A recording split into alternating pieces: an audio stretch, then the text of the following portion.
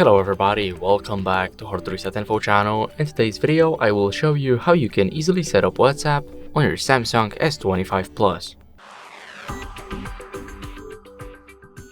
So first, what you guys need to do is open up WhatsApp, and here you need to choose your language.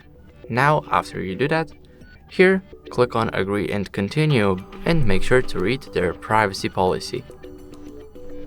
Now here what you need to do is allow WhatsApp to send notifications, and here what you need to do is enter your phone number.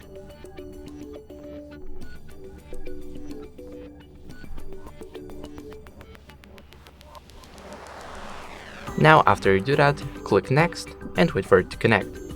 Now click on Continue, and as you guys can see, that's it. Here we need to skip, and here we need to type our name. Now click on Next,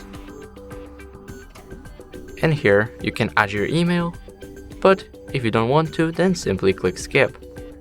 Now wait for it to initialize, and as you guys can see, now we are on WhatsApp.